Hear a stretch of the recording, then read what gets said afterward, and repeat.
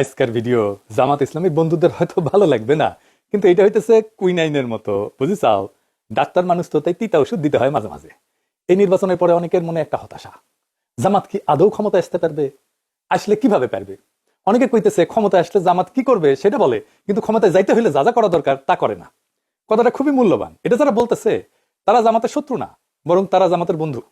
জামাত NCP জোটের মধ্যে বড় ভাই যেহেতু জামাত, তাই তাদেরকেই বলি এটা এনসিপি নিজেদেরকেও শিখতে হবে, তরুণদের দল আস্তে আস্তে শিখবে, কিন্তু মূল দায়িত্বটা জামাতের। যদি এই জোট টিকে থাকে এবং এই জোট নিয়ে যদি তারা অগ্রসর হয়, তাহলে মূল দায়িত্বটা পালন করতে হবে জামাতকেই। সেই জন্যই এই এপিসোডটা মূলত জামাতকে নিয়েই বলা।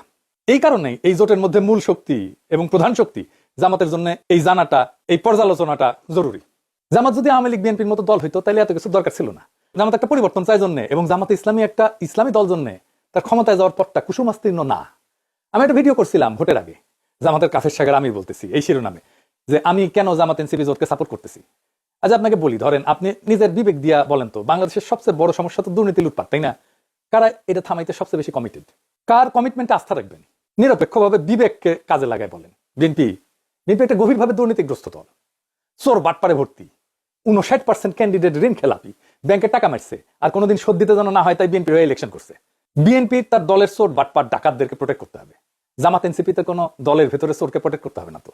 এই লোকগুলো ভালো, সৎ, এনসিপির ছেলেরা তরুণ, এরাই হাসিনাকে হটাইলো, লড়াকু, আদর্শবাদী, মানুষ ভালোবাসে তাদেরকে। তো আপনি কারে সাপোর্ট করবেন? দেশের স্বার্থ যদি সবার আগে হয়, তাহলে জামাত এনসিপি। জামাতের সংগঠন বিশাল, কি বিশাল বিশাল শোডাউন করলো, বেশিরভাগ শোডাউন হয়েছে বিএনপি চাইতে বড়। বাসে, ট্রেনে, লঞ্চে বাড়ি যাইতেছে, দাড়িপাল্লার স্লোগান দিয়ে দেওয়া যাইতেছে। আবার শোনেন,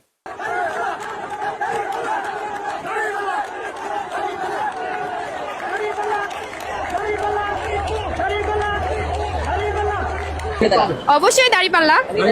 ইয়েস, কসবা। হ্যাঁ, এবারে পরিবেশ কেমন মনে হয় আপনার নির্বাচন পরিবেশ? অনেক ভালো।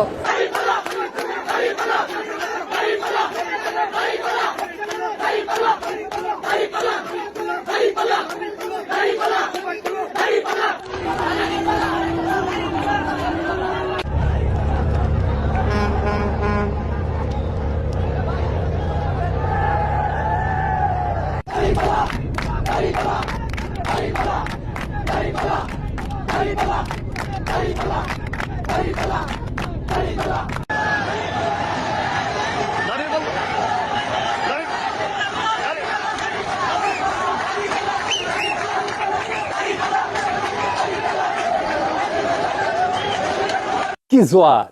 কিন্তু ইলেকশনে জিতলো বিএনপি, ক্ষমতায় বিএনপি। কেন কেন জামাত ক্ষমতায় যেতে পারলো না?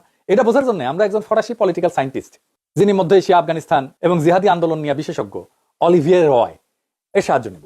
উনি দীর্ঘদিন অধ্যাপনা করছেন। আমি কলে একটা ক্লাস নিয়েছি সায়েন্স পথে, মাস্টার্সের, ফ্রান্সের টপ ইউনিভার্সিটি।